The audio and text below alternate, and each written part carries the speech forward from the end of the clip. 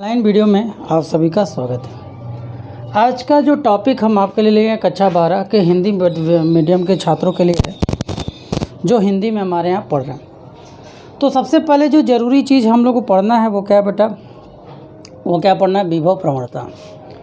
विभव प्रवणता की ज़रूरत आगे पड़ेगी, इसको आप लोग समझने का प्रयास कीजिएगा। आपको पता है कि अगर कोई मान लीजिए कोई पानी रखी हुई है, अगर प्लेन सरफेस है तो पानी में कोई बहाव नहीं होगा। अगर आप तालाब या छोटे से स्विमिंग पूल में देखते हैं कोई पानी बहता है, क्या पानी स्विमिंग पूल में आप बहते हुए देखते हैं? नहीं देखते। लेकिन अगर इसी को हम अगर तिरछा कर दें तो ये पानी अगर यहाँ से अगर हम पानी डाल रहे हों तो पानी आपको बहता हुआ दिखाई देगा। ठीक उसी तरह विभव का अंतराल होता है, क्योंकि अगर हमें आवेशों का प्रवाह चाहिए तो विभव का बदलाव चाहिए। अगर एक समान विभव रहेगा, जैसे हमें पिछले चैप्टर में हम लोगों ने पिछले वीडियो में हम लोगों ने बात किया था सम विभव पृष्ठ की, मतलब इक्विपोटेंशियल सरफेस की। तो उसमें हमने बताया था कि वहाँ पे लगने वाला कार्य जीरो होगा। जब कार्य आपका जीरो हो जाएगा तो फिर कोई काम ही नहीं होने वाला। तो मान लीजिए कि ये कोई वायर है, ऐसे कोई वायर है, इसकी लंबाई L है। इस पे आपका जो शुरुआती है, इसमें जो शुरुआती है आपका V है, या इसको हम R ले लेते हैं, शुरुआती V। तो इसमें जो आवेश है, इस विभव के कारण जो आवेश का प्रवाह तभी होगा जब विभव अलग अलग हो। जब विभव क्या हो बेटा, अलग हो। यहाँ आए तो विभव अलग हो जाए, यहाँ आए तो विभव अलग हो जाए, यहाँ आए तो विभव अलग हो जाए। यहाँ पे जो विभव होता है वो घटता है, यहाँ पे जो विभव होता है वो घटता है। जैसे अगर आपका मान लीजिए यहाँ पे प्लस आवेश है और यहाँ माइनस आवेश है, तो इन दोनों के बीच में जब विभव, यहाँ पे विभव सबसे ज़्यादा होता है, धीरे धीरे यहाँ का जो विभव है घटता चला जाता है, जिसे हम लोग पोटेंशियल ड्रॉप के भी नाम से जानते हैं। तो ये जो घटाव हो रहा है वो कैसा हो रहा है, ये जो घटाव है वो कैसा हो रहा है। यदि कोई विभव का अगर घटाव, जैसे कि मान लीजिए कि हम dV मान लेते हैं, विभव बहुत छोटा सा अंतर आ रहा है, बहुत छोटा सा पोटेंशियल कम हो रहा है। जैसे यहाँ पे 10 रहा होगा, यहाँ पे मान लीजिए 9 हो जाए, 9 से मान लीजिए 8 अगर घटता रहे, और ये आपका 7 हो जाए, इसी तरह घटता रहे। और घटने का पर यूनिट लेंथ पर, इसका मतलब किसी वैद्युत क्षेत्र में R दूरी जाने पर, देखो हम ये बात कब कर रहे हैं, जब वैद्युत क्षेत्र होगा। वैद्युत क्षेत्र नहीं होगा तो कोई मतलब नहीं। तो R दूरी पर, किस दूरी पर बेटा, R दूरी पर, अगर किसी वैद्युत क्षेत्र में हम R दूरी जाएं और R दूरी जाने पर, कौन सी दूरी जाने पर, R दूरी जाने पर क्या हो, विभव घटता हुआ मिले। क्या मिले, विभव घटता हो या विभव में बदलाव हो, तो उसको हम लोग बोलते हैं विभव प्रवणता। मतलब कि प्रति एकांक, मतलब कि वैद्युत क्षेत्र की R दूरी के साथ विभव का जो परिवर्तन होता है, या विभव परिवर्तन विद दूरी के सापेक्ष, उसको हम लोग क्या बोलते हैं, विभव प्रवणता बोलते हैं। इसका हम लोग इसको फॉर्मूले से डिपेंड कर, ये आपका dV/dr। इसका ज़रूरत तब पड़ेगा जब हम लोग का वोल्ट मीटर, इस सब चीज़ों को हम पढ़ाएंगे, पोटेंशियोमीटर पढ़ाएंगे, मतलब वोल्ट मीटर पढ़ाएंगे, तब आपको इस सब की चीज़ों के बारे में ज़रूरी चीज़ें आपको समझ में आएंगी। अब चलते हैं, अगला हेडिंग यूज़ करते हैं वैद्युत। अगला हम लोग यूज़ करते हैं बेटा वैद्युत स्थितिज ऊर्जा। मतलब वैद्युत स्थितिज ऊर्जा का मतलब इलेक्ट्रिकल पोटेंशियल एनर्जी। ठीक, इलेक्ट्रिकल पोटेंशियल एनर्जी है क्या, देखा जाए तो आपको जब हम विभव, दो आवेशों के कारण विभव की गणना करना बता रहे थे, तो उसमें हमने ये बात आपको बताया है, ये बात हमने बताया, सिंपल सा है। विभव क्या है, स्थितिज, वैद्युत स्थितिज ऊर्जा, ये हमने आपको बताया है। स्थितिज ऊर्जा का मतलब क्या था, अपने आप को बनाए रखने की ताकत, और विभव क्या करता है, उसी ताकत को तोड़कर आपके पास आता है। तो चलिए मानते हैं, तो W बराबर वर्क, ऊर्जा को हम लोग कार्य से मान सकते हैं। W का मान, dW का मान मान लीजिए F/dr है। क्या बेटा, F/dr है। और F की वैल्यू यहाँ पे क्या बेटा, अगर हम F की वैल्यू की बात करें तो यहाँ पे F की वैल्यू क्या है, 1/k ही कर देते, 1/k। जहाँ के क्या बेटा, पहले हम क्या है बेटा एफ की वैल्यू, के Q1 Q2 अपॉन में क्या बेटा Q1 Q2 अपॉन में R स्क्वायर, जहाँ पे के की वैल्यू क्या बेटा 1/4 पाई एप्सिलॉन नॉट है। तो अगर हम डी डब्ल्यू को यहाँ पे लिख दें, क्या लिख दें बेटा, डी डब्ल्यू को हम यहाँ पे लिख दें, तो एफ़ की वैल्यू क्या आ जाएगी, एफ़ की वैल्यू क्या आ जाएगी, एफ़ की वैल्यू यहाँ से उठाओ के Q1 Q2 अपॉन में R स्क्वायर और आपका DR। आपको पता है, आपको एक बात पता होगा, क्या पता होगा बेटा, कि अगर बहुत डी डब्ल्यू क्या बेटा बहुत छोटी राशि है, और बहुत छोटी राशि को अगर बड़े राशि में कन्वर्ट करना है तो हम क्या करते हैं, इंटीग्रेशन करते हैं। तो इंटीग्रेशन ऑफ डी डब्ल्यू करो और इंटीग्रेशन ऑफ के Q1 Q2 अपॉन में R स्क्वायर लिखो, या इसको R के पावर -2 DR लिख दो, कोई फ़र्क पड़ेगा नहीं। और इंटीग्रेशन डिफरेंशिएशन किसका होता है, जिसके अंदर बदलने का गुण हो। इस पूरे सूत्र में अगर बदलने वाला गुण है तो सिर्फ R के पास है।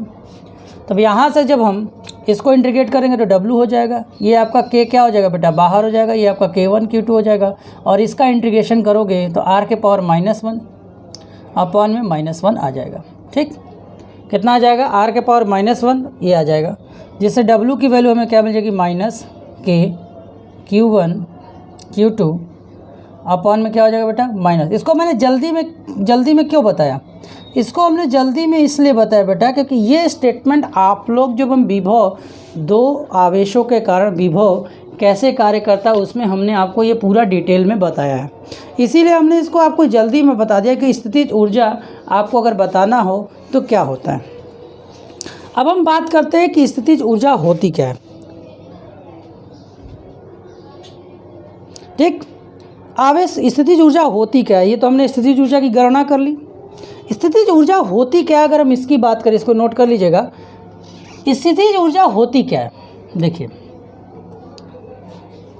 जैसे दो आवेश हैं, एक आपका आवेश Q1 है और एक आपका आवेश Q2 है। इसको लाने के लिए विभव अपना काम करेगा, इसको लाने के लिए विभव अपना काम करेगा, और दूसरा क्या करेगा कि इस काम को रोकने का प्रयास करेगा। अगर ये W काम कर रहा है इस साइड और तो आप W काम कर दो इस साइड, जिससे इसका काम क्या होगा, रुक जाएगा।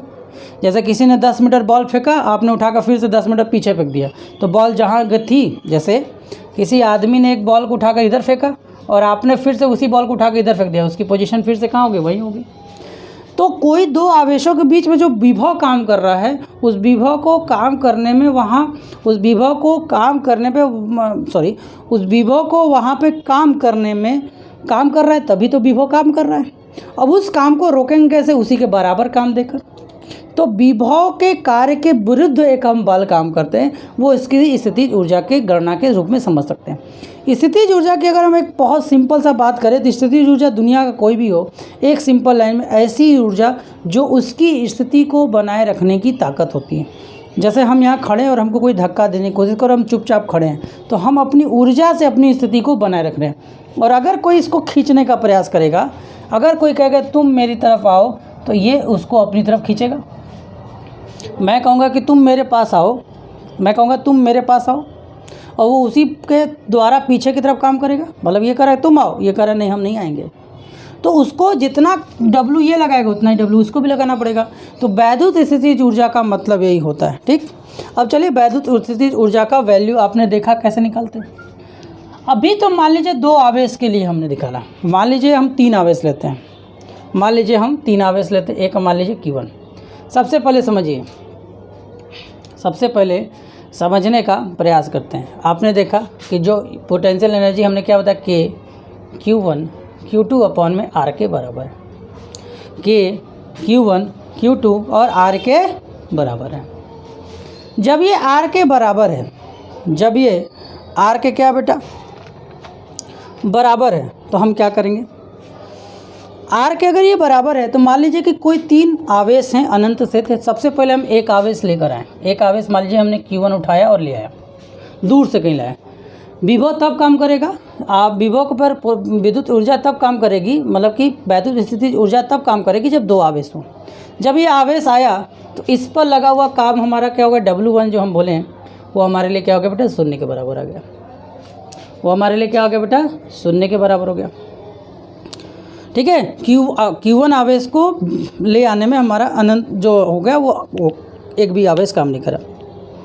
अब दूसरे आवेश को हम ले, ये पॉइंट ए पर है, मतलब ए पर हमने जो काम, ए पर अगर किसी आवेश को अपनी तरफ ले आया तो उस पर हमारा किया हुआ काम क्या था बेटा, 0 था। फिर हम दूसरे आवेश को जब हम इस बी पॉइंट पे मान लीजिए ले आते हैं, दूसरे आवेश को हम इस बी पॉइंट पे लाते हैं, तो मतलब पहले से ये आवेश मौजूद है, पहले से ये आवेश मौजूद है। तो अब इस आवेश के कारण इस पर विभव काम, इस आवेश के कारण स्थितिज ऊर्जा इस पर काम करेगी। मान लेते हैं इन दोनों के बीच की दूरी R12 है, तो अब इस पर जो लगने वाला W1 होगा, इस पर जो लगने वाला W1 ना W2 होगा, वो क्या होगा बेटा, इस फार्मूले से Q1 Q2 अपॉन में क्या होगा बेटा, R12।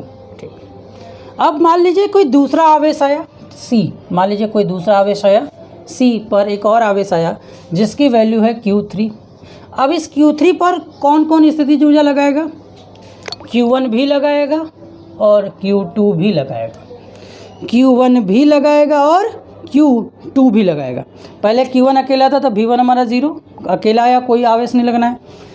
जब दूसरा आवेश आया तो उस पर सिर्फ Q1 काम करो, लेकिन जब ये तीसरा आवेश आया हमारे पास, जब हमारे पास आया तीसरा आवेश आया, तब हमारे पास Q2 भी इस पर स्थितिज ऊर्जा लगाएगा, Q1 भी इस पर स्थितिज ऊर्जा लगाएगा।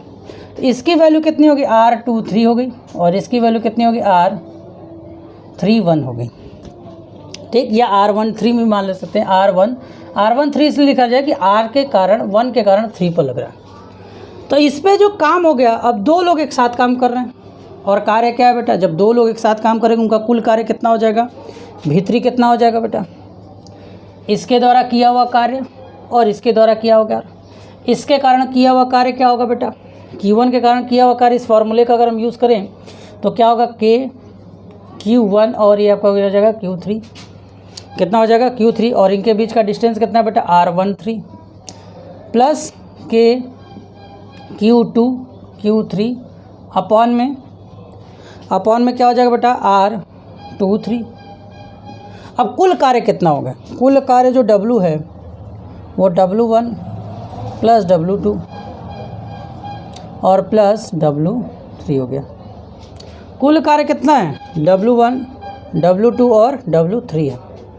जब कुल कार्य अपना इतना है, ध्यान समझिएगा, तो इन तीनों को जोड़ दो, तीनों को जोड़ोगे W1 का मान तो 0 है, W2 का मान कितना बेटा, Q1 Q2 अपॉन में R12 है। ठीक, प्लस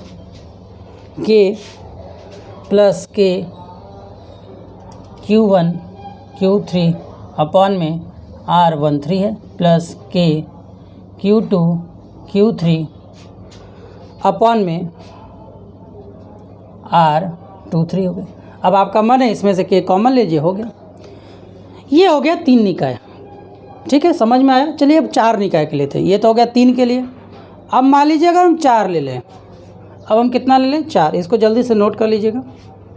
तो अब मान लीजिए हम 4 लेते हैं, अब मान लीजिए कि हम 1 2 नहीं 3 नहीं, अब हम 4 निकाल लेते हैं। अब ये 4 बिंदु के कारण वैद्युत स्थितिज ऊर्जा कितनी होगी।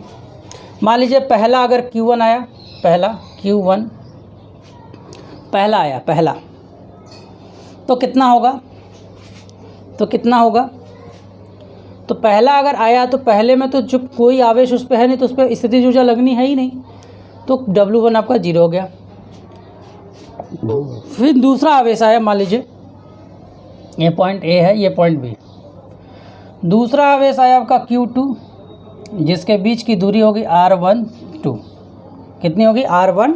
तो अब आपका जो W2 आया वो कितना आया, Q1 Q2 अपॉन में R12। चलिए फिर मान लीजिए अब आपका तीसरा आवेश यहाँ पर आया C पर, जिसकी वैल्यू है Q3। जैसे ही तीसरा आवेश आया होगा, इस तीसरे आवेश से कितने लोग इस पर स्थितिज ऊर्जा लगाएंगे, Q2 भी लगाएगा, ये भी अपना इस पर पावर दिखाएगा और ये भी अपना इस पर पावर दिखाएगा, ये भी अपना इस पर पावर दिखाएगा। दिखाएगा कि नहीं दिखाएगा, बोलिए। अब ये चीज़ आया तो दोनों दिखाएंगे। तो अब आपका जो W3 है उसकी वैल्यू कितनी होगी, K। पहले अगर हम इसको लेते हैं तो हमारा कितना आ जाएगा, K Q2 Q3 अपॉन में R23 plus K Q1 Q3 upon में R13। इसी तरह अगर हम चौथे की बात करें, इसी तरह अगर हम इसके चौथे की बात करें तो चौथे की बात करें कि एक और आवेश मान लीजिए आया, यह D पर आया। अब इस D पर कौन कौन अपना कार्य करेगा, इस D पर Q1 काम करेगा, Q2 भी काम करने की कोशिश करेगा और Q3 भी काम करने की कोशिश करेगा। मतलब अब इस D पर एक साथ 3 लोग काम करेंगे। इस D पर 3 लोग काम करेंगे तो B से दूसरे से इसकी दूरी मान लीजिए R24 हो गया, ये मान लीजिए Q4 है। इसी तरह ये R14 हो जाएगा, इसी तरह ये क्या हो जाएगा बेटा, R34 हो जाएगा। तो इसका मतलब W4 की वैल्यू कितने आ गई, 3 आ गई। क्या आया, K Q1 Q4 by R14 plus K Q2 Q4 upon में R24 plus K Q3 Q4 upon में R34। अब इन सबको अगर हम एक साथ जोड़ दें तो W की वैल्यू कितनी आ जाएगी, देखिए सब में K कॉमन है, K बाहर, एक तरफ हो गया Q1 Q2 अपॉन में R12 plus Q2 Q3 upon में R23 plus Q1 Q3 upon में R13 plus Q1 Q4 upon में R14 plus Q2 Q4 upon में R24 plus Q3 Q4 upon में R34। ठीक, ये आ गया। तो जैसे अभी आपने देखा 3 में 3 आया, लेकिन 4 में 6 लोग आए। अब हम इसको याद कैसे करेंगे, तो इसको याद रखने का तरीका ये है कि कितने ये लोग बनेंगे, कितने ये लोग बनेंगे। तो इसका सबसे सिंपल तरीका n-2 अपॉन में 2। इस फार्मूले को आप याद कर लेंगे तो कितने भी आवेश आपके उसमें बने आप तुरंत बता दोगे, जितने भी आवेश आपका बने और कितने बार इसको आपको बनाना पड़ेगा तो आपको पता चल जाएगा। जैसे देख लीजिए n का मान जब 3 बिंदु के लिए था तो n बराबर 3 अगर था तो n की जगह 3 ब्रैकेट में 3 - 2 n-1 होगा, 2 नहीं, n-1 अपॉन में 2। तो 3 × 2 डिवाइडेड बाई 2, 2 से देखिए 2 कट गया। अब इसी तरह 4 के लिए देखिए, तो अगर हम n का मान 4 मानते हैं तो क्या हो जाता, 4 × n-1 3 डिवाइडेड बाई 2 कट जाता, 2 आता, कितना आता बेटा, 6। देखो यहाँ 6 आया ना, 1 2 3 4 5 6। तो इस तरह से आप निकाल सकते हो अगर कितने भी थे। लेकिन आपके जो लेवल में जो प्रश्न आएगा वो इससे ज़्यादा पावरफुल नहीं आएगा। चलिए इसको नोट कर लीजिए, ठीक है। आई थिंक आपको समझ में आ गया होगा। अगले वीडियो में हम लोग इसके आगे मिलेंगे। धन्यवाद।